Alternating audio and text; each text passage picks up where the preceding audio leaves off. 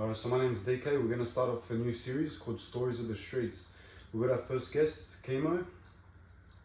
And do you just want to tell us a bit about your childhood and upbringing? Yeah, so I'm Chris, last name Chemo. I was born in Liberia during the war.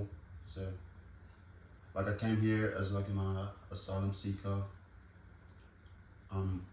I grew up having to see my dad get shot right in front of me and the whole family. Was that in Siberia?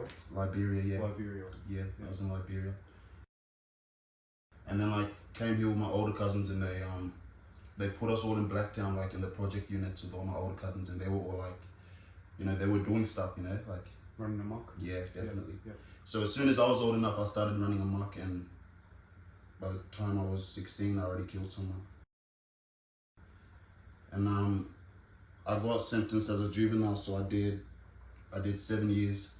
I was meant to do 8, but I got sentenced as a juvie. I did 7 years, and then yeah. But yeah, them 7 years was where I actually really picked up training and started to get healthy. And I really thought after that first time that I went in, I wouldn't go back in after that, but there was obviously hiccups along the way, Yeah, that's how it goes. And then yeah, and then went back in. I'm just giving a recap. We're gonna go into full details later. And then I went back in, and that's where I met the bro here, But yeah, I'm gonna go into full details about my jail story and everything that happened and everything that happened on the streets and everything, and how I found fitness.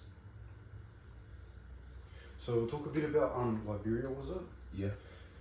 So what age were you when you moved from Liberia and you come to Australia? I would have been I think I was 7 years old. So you were young. Yeah, definitely. And what was it like living over there? Do you remember much? Yeah. By the time I was 7, by the time I come here, I've been kidnapped 3 times already. In Liberia, we got gangs. In Liberia, we got cannibals. They kidnap children and actually eat them. Cannibal warlords. In Australia, we have gangs. In Liberia, we have societies, and they're a bunch of guys basically that. Alright, I'll give you all an awesome story actually. I grew up in a village called Cola in Liberia.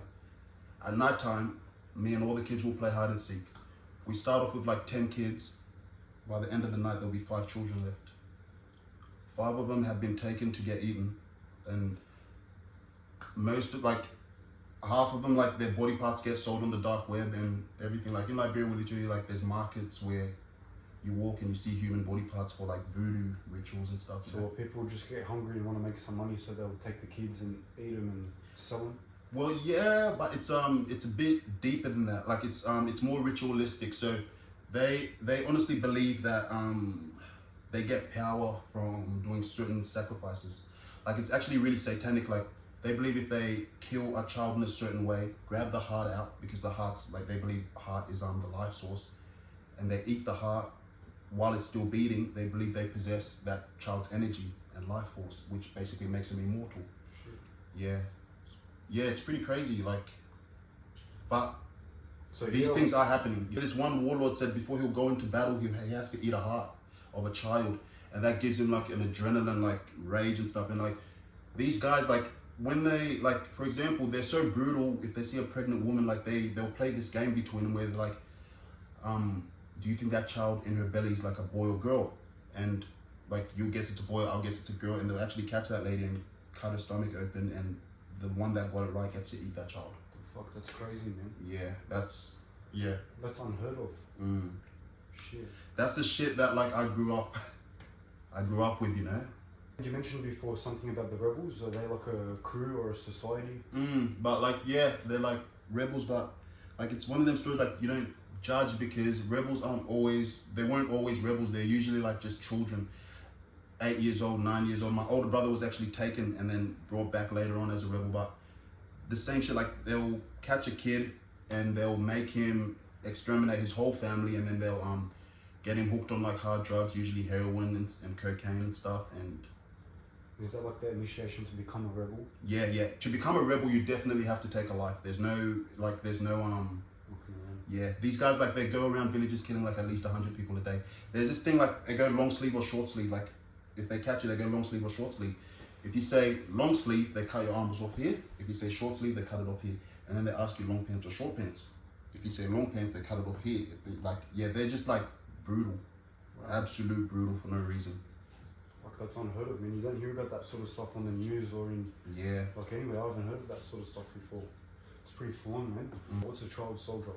Yeah, so like a child soldier is basically, I would say, the perfect like weapon, because a child soldier doesn't have sympathy, empathy, nothing, because it's a literal child that's on drugs. Like this is all they've known. They haven't really learned anything better yet, so they don't have empathy, they don't have sympathy. Like seeing people's head get cut off is normal to them, you know. And so they're just breeding straight monsters. Yeah, and with a child like that, there's no communicating with a child like that, because they just do what they're shown. They're gonna do it. They're gonna do it. They're gonna do it. And they're made to think that's right, so it just becomes a normal. Yeah, proper brainwash, proper brainwash. And when they do it, they praise them for it. Like they give them a bit more drugs, and their rank goes higher. So to them, that's a trophy, and they aim for higher ranks and higher ranks. So the more people they kill in the more gruesome ways, the higher their rank goes up. So it's just straight animalistic cannibalism. Yeah. Any more details about your dad? Yeah, I wasn't around my dad much, but from what like I know about him is like he was a high school like principal, you know, and in Australia or no in Liberia. Back in Liberia. Yeah, he never got to make it to Australia. He died back home. Yeah, and yeah, he was a principal, and like he. Like for what Liberia is, like from what I remember, he tried the best he could for what Liberia is, to be there for the family and stuff. So the schools there, are they like normal schools, or they're like rebel schools? They're trying to exit. Like, what's it like? The schools? No, normal schools. Oh, okay. Normal schools, yeah. Yeah, there's normal schools, but like I mean, if you fuck around, you do get whipped at like in school. But it's normal schools. But yeah, and like the only reason like I'm here today is because like my father was actually one of them cannibals, so. He could free me every single time. The other kids weren't so lucky. So it was like survival of the fittest over there. Yeah, it's like an apocalyptic like scenery over there. So they would literally like eat kids. Yeah. They start with the heart, because they believe it gives them power. Yeah, true. Yeah, true. It's pretty messed up. And what happened with your dad? You told me he was executed or something. Yeah. So like when the in Liberia, like, cause like when the rebels will catch you, they if you're a guy and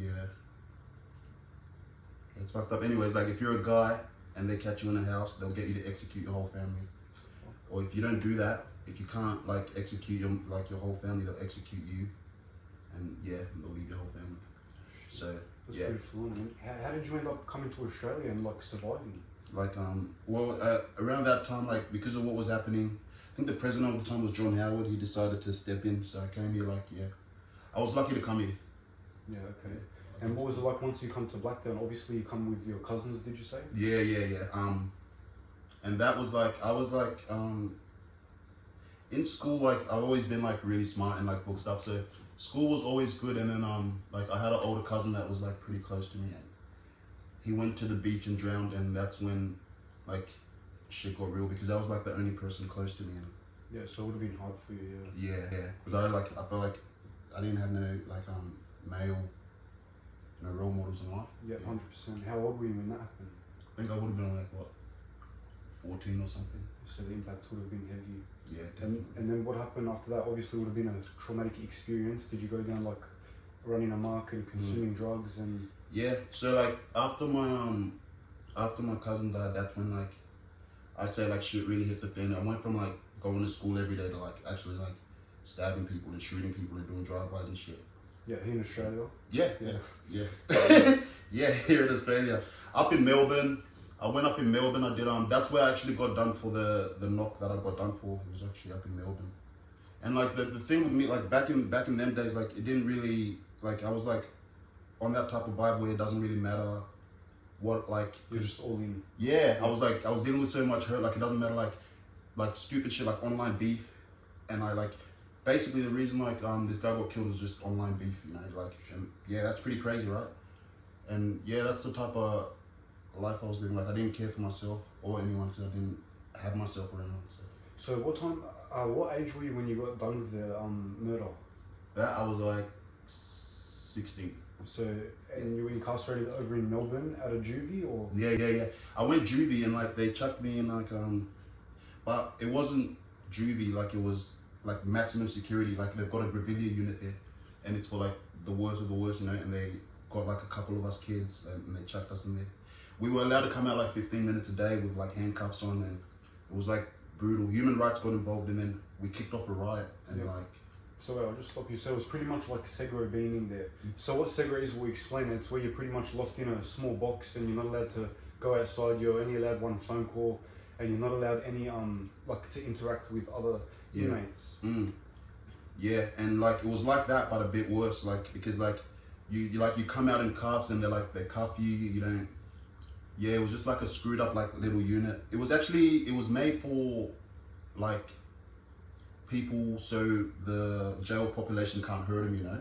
But then they ended up just putting us kids there, and so we did a riot, and then after that they beat us up pretty bad, so they had to get us back out of there. The shit made the news. It was on the news how like we weren't even meant to be there in the first place. Yep. And then from there I went adults, and I was still in Melbourne prisons. Yeah. So what Melbourne prisons were you in? I went Barwon, in Port Phillip, in a couple of them. What was it like in jail compared to Sydney jails? Yeah. Ooh, like Melbourne is like I reckon like Melbourne just they're a lot more like they're just really strict on their rules, you know. Yep. Yeah, Sydney like shit gets real too, you know. I have respect for both states, but like Melbourne, they're just like really strict on their rules, like paperwork, or like they get taken out, and like the most brutal shit happens. Oh, so you're saying the boys are really strict about who comes into the unit? Yeah. Who stays? Oh, okay. Yeah, definitely. And in Melbourne, we're dealing with like because in Sydney we don't got. I never met a POW when I was in jail, but what's a POW? That stands for like power of white. Like so, we got them guys too, and what's that? Like they're Nazis basically. Oh, that's it. Yeah, that's it. They're Nazis basically, and if they catch you, like they'll like literally just surround you and stab you, like, and they just do segre, and So was Melbourne more like a white dominant jails or no? No. Melbourne's not white dominate. Like it's just we've got unlike because in Sydney we don't like have a Aussie. I didn't see like a real Aussie gang in jail, you know. Yeah, the Aussies, they don't stick together. Yeah, even though like the majority are Aussies. If they stuck together, we'd be fucked. But in Melbourne, for some reason, they've stuck together and they've made like power of white, and Oh, okay, I didn't know that. Yeah. And how was your interaction with them? I got put like the screws up there. They actually wanted to get rid of me, so they put me in segre with them. Like I was in a unit with all like POWs, you know. Yeah. I was the only black guy, and I was like, what the fuck? Like, this is like a crazy setup. Yeah, they set you up. Yeah, and I was like, and like obviously from what you've heard, like you know they stab people and all that. And like I came out in the unit the next day because I'm like I'm not gonna stay locked in. I came out and like there's all these like this like Sizer helmet, and my mate Sammy, he's dead now, and they're like, how do you like your eggs? I thought they were being racist. I'm like, what's that supposed to mean, man? Because I had one on me as well, and blades, yeah. And they're like, how do you like your eggs? And like I reach in my pocket to grip him, like I'm making the whole unit eggs, you know. We ended up being like best mates. Oh, that's good. Yeah, it's crazy. Like all I've heard from them is like they're racist, this and that. You were just ready to chop them. Yeah, but they weren't. That's what jail's like. Sometimes you find yourself in situations, and it's not what it seems to be. You know what I mean? Some people are genuine in there. Literally. But like anyway, most problems, you just need to talk. Yeah, that's it. Yeah, good communication skills are fun to find in jail. Yeah. So how long did you do in Melbourne jails? In Melbourne, I did like that sentence was like I did a 7-year sentence. Okay, and then you come out? Yeah, and then I come out. I was out for like 2 years. Yeah. And then I went back in for assault.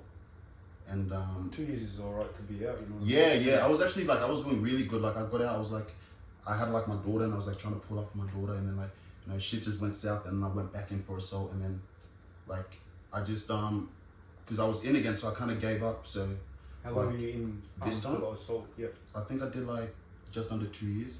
For an assault? Wow. They hammered you. Yeah, bro. Yeah, they got me, and like because they brought up all my like past stuff, you know. So like we need to hammer him, and and that's when like because I gave up again, and I was just doing a whole lot of segro, and like I was running amok, for the boys and with the boys, and just doing like the craziest shit. Yeah, and Joe, did you end up joining a gang, eh?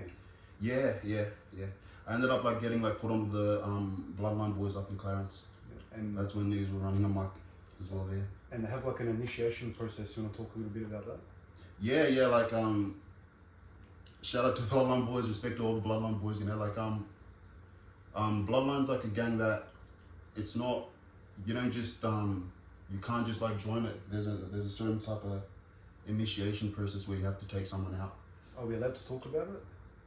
I mean, yeah, the shit's like, I mean, yeah, it's we all know how it is in jail, you know. Yeah, we know. Like, yeah, and like you gotta take someone out, and that's just how it is. You gotta take someone out, and you gotta do it in like a brutal way. If you fail that shit, you're probably not gonna join. And I saw someone actually fail that shit in a really embarrassing way in Clarence. And yeah. So give me a bit more details. I'm pretty sure you have to go into an enemy jail. Yeah, you have to you have to go into like an enemy pod or an enemy jail. Announce what you are and who you are, stand by it, and that's why like you remember when I came to like Nowra, I was like, I just came from Clarence when I joined Bloodline, and like Nowra's meant to be like our ops jail, but like I came and I was like, hey, I'm Bloodline, like straight up I'm Bloodline, and like I had no boys with me there, like I had none of my boys were with me, but I was like I'm Bloodline, told the whole pod I'm Bloodline. And so to put into perspective, you got to go into a unit where you don't know what's going on apart from this is your enemy's jail, and you just got to yell out what you rep, which is Bloodline, and then just whoever wants to step up to the plate, it is what it is. You do what you have to do, and that's the initiation process. Yeah, that's it. Yeah, so I came to Nowra, but like for some reason when I was there was just no one there. Like I was announcing it in the pod every day, but there was just no one there. So yeah, so it is. Yeah, man. But what do you feel helped you the most in jail? So. Because when I was with you, you were calm, you were focusing on your training, focusing on your family, and just keeping in contact with them and being there for them. As much as it's hard to do it while in jail, you were still giving it a crack. And tell us what kept you steady. Definitely, like I was doing a lot of stupid shit, but I had my daughter, and like I never had a father like role model in my life, so I didn't want that for my daughter. Yeah, you want to be the best model. That's like the best way I can put it. Like, I didn't have a father, so like I had to deal with like a lot of crazy shit growing up. Like every fight I had to, because my older brother, like he got deported now too. He was in this shit as well, and he was always locked up. So he was your Kobe or different crimes? No, he was doing other shit. He's older than me, so he got deported too. So like he was always in and out. So I had to stand up for myself. So I don't want my daughter to like ever have to go through the pain of not having a father. Like I remember being at like at school and shit, or at a park, and I'll get it. Like I actually got in a fight with a bunch of kids one day, and their dad beat my ass up. And I just remember thinking that day, like I wish I had my father here, like this shit wouldn't happen, So I don't want my daughter to ever go through that. Yeah, it's definitely a big impact having your parents around you. Yeah. Yeah, man. And then now you're just trying to stay on the straight and narrow. Yeah, definitely. Yeah, that's good.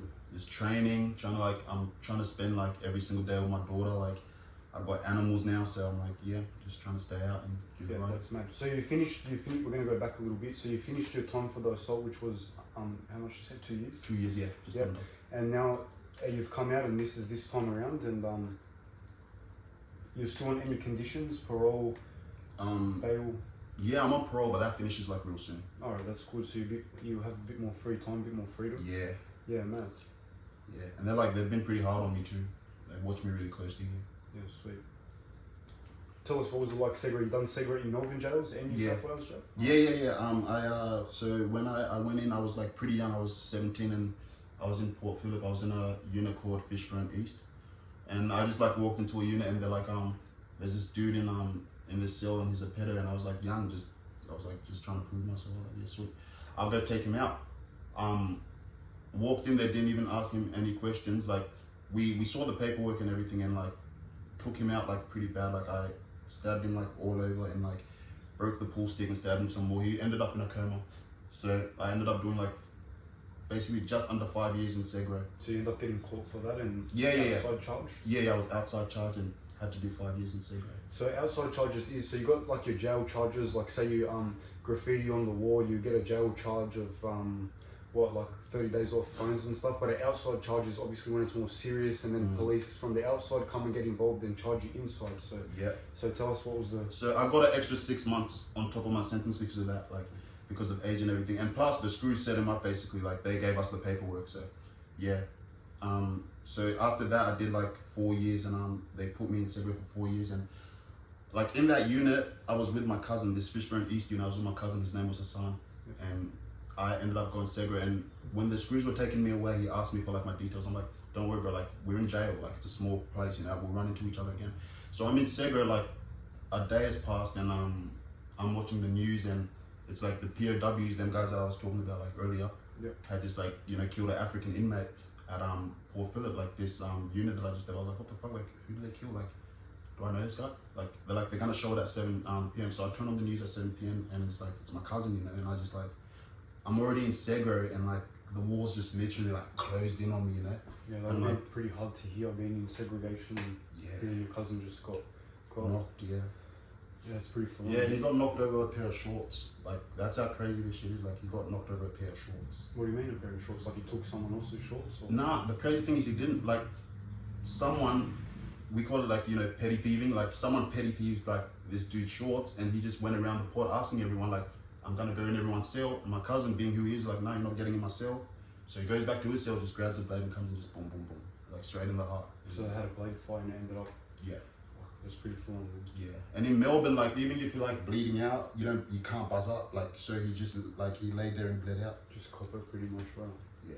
Yeah, it's pretty fun, man. Yeah. So after you heard your cousin got knocked you in Segre, and then you come out, did you go on with it or? Yeah. Like when I heard my cousin got knocked and I was in Segre, I started like, because you can't do much in Segre, but I started doing as much as I could in Segre. So like I'm talking like setting the cell on fire, like flooding the whole joint, like just breaking everything and just doing the stupidest shit.